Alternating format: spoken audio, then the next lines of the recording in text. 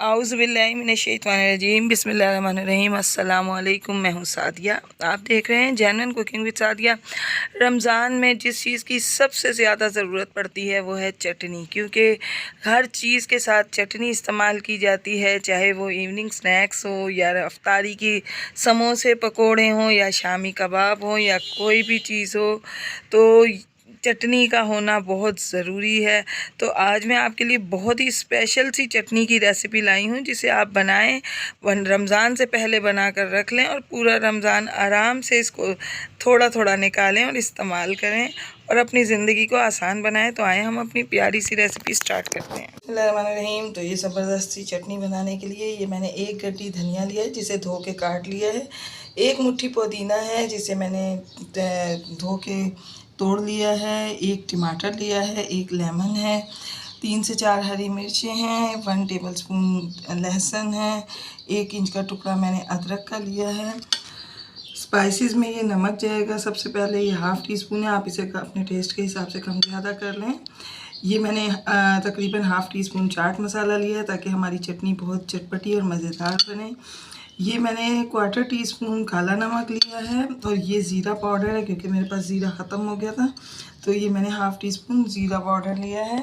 पिसी मिर्च या दूसरी मैंने इसलिए नहीं डाली कि हरी मिर्चें बहुत तेज़ हैं, यानी बहुत ज़्यादा स्पाइसी हैं, तो इस वजह से मैंने दूसरी मिर्चें नहीं डाली। अब एक एक करके हम अपनी तमाम चीज़ें अपने ब्लेंडर जार में डालेंगे।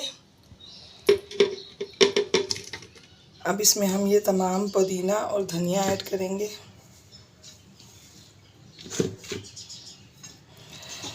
व्यूअर्स, ये चटनी इतनी ज़बरदस्त बनेगी कि आप यकीन माने, आप इसको जिस भी चीज़ के साथ खाएंगे, यकीन माने आपको बहुत मज़ा आएगा। चाहे आप उसको इवनिंग स्नैक्स के साथ लें या शामी कबाब या दूसरे कबाबों के साथ खाएं, बहुत मज़ा आएगा। तो अब ये तमाम स्पाइसेस भी मैं इसमें ऐड कर दूँगी, और बीजे मैंने रिमूव कर दिए हैं। इसको 1 लेमन को हम इसमें स्क्वीज़ कर देंगे।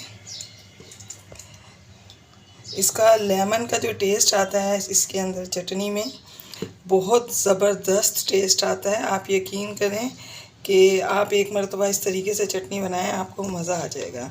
और अगर आप चाहें तो लेमन की मिकदार भी बढ़ा सकते हैं। अब इसमें मैं बिल्कुल थोड़ा सा पानी ऐड करूँगी और मैं आपको पेस्ट बना के दिखाती हूँ।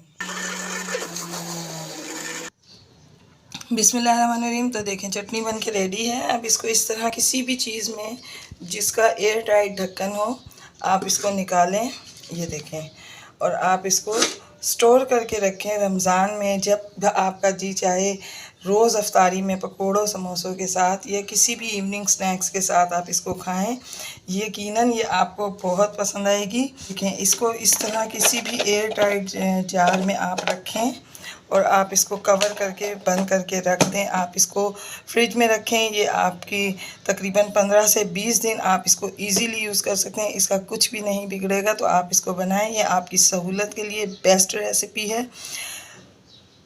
तो व्यूअर्स, मैं आपको अपनी दुआओं में याद रखती हूँ, आप अपनी दुआओं में मुझे याद रखा कीजिए।